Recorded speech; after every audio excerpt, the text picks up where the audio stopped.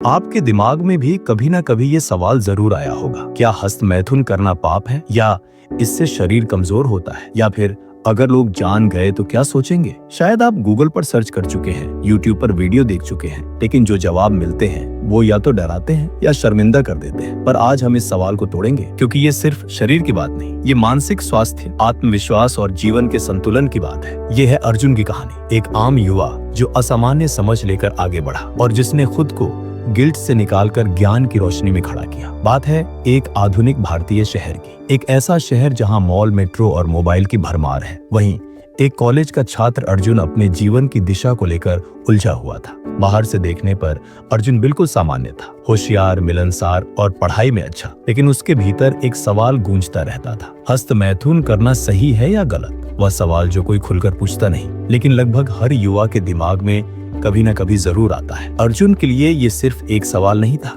ये उसकी आत्मग्लानि, असमंजस और भविष्य की चिंता से जुड़ा एक भावनात्मक संघर्ष बन चुका था। एक दिन लाइब्रेरी में अर्जुन की नजर एक किताब पर पड़ी, the psychology of sexual behaviour. उत्सुकतावश उसने किताब पढ़नी शुरू की और वहीं से शुरू हुआ उसके ज्ञान और आत्मबोध का सफर। पढ़ते पढ़ते उसे समझ आया कि हस्तमैथुन एक सामान्य शारीरिक क्रिया है जिसे विज्ञान ने सेल्फ एक्सप्लोरेशन और तनाव मुक्ति का एक माध्यम माना है। कुछ शोधों में तो यह भी बताया गया है कि नियंत्रित हस्तमैथुन से मानसिक स्वास्थ्य बेहतर रहता है, लेकिन साथ ही किताब में ये भी चेतावनी दी गई थी, अगर यह आदत में बदल जाए तो यह आपके लक्ष्य, ऊर्जा और आत्म संयम को कमजोर कर सकती है। अर्जुन की जिज्ञासा बढ़ती गई। अब वह सिर्फ किताबों से नहीं बल्कि विशेषज्ञों से भी जानना चाहता था। उसने एक ऑनलाइन वेबिनार में हिस्सा लिया जहां एक युवा सेक्सोलॉजिस्ट डॉ. श्रेया मेहरा हस्तमैथुन को लेकर वैज्ञानिक दृष्टिकोण साझा कर रही थी। श्रेया ने कहा, हस्तमैथुन शरीर की प्राकृतिक प्रक्रिया है।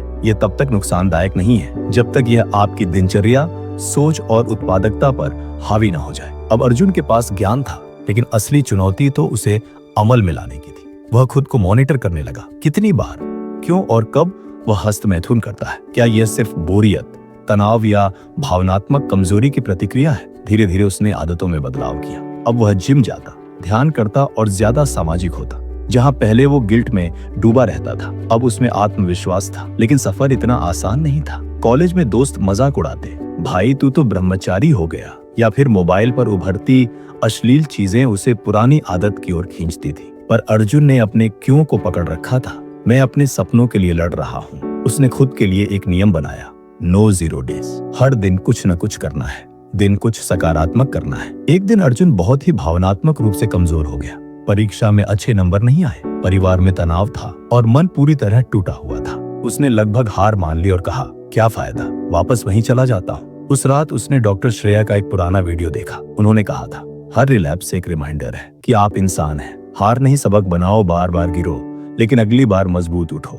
उस पल अर्जुन की आंखें नम हो गई, लेकिन मन में एक आग जल उठी। उसने तय किया, मैं अपने जीवन का हीरो बनूंगा, गिल्ट का नहीं। समय के साथ अर्जुन ने खुद को बेहतर बना लिया। अब वह न केवल अपने व्यवहार को समझता था, बल्कि दूसरों की मदद भी करता था। कॉलेज के मानसिक स्वास्थ्य क्लब में उसने एक सेशन रखा, let's talk about it, masturbation and mental wellness, जहां उसने विज्ञान, अनुभव और संतुलन की बात की। लोग हैरान थे कि इतना संवेदनशील विषय कोई इतनी ईमानदारी और सम्मान के साथ कैसे प्रस्तुत कर सकता है। अब अर्जुन वही इंसान था, लेकिन बिल्कुल बदला हुआ। वह जानता था कि हस्तमैथुन गलत नहीं है, परंतु उसका अत्यधिक प्रयोग आपको आपके लक्ष्य से भटका सकता है। वह अब दूसरों को बताता, शरीर की जरूरत को समझो, लेकिन आत्मा के उद्देश्य को मत भूलो। अर्जुन अब एक मोटिवेशनल लेखक था। उसने अपनी यात्रा को शब्दों में ढाला और एक बेस्ट सेलर किताब लिखी, बैलेंस, वो कला जो हर युवा को सीखनी चाहिए।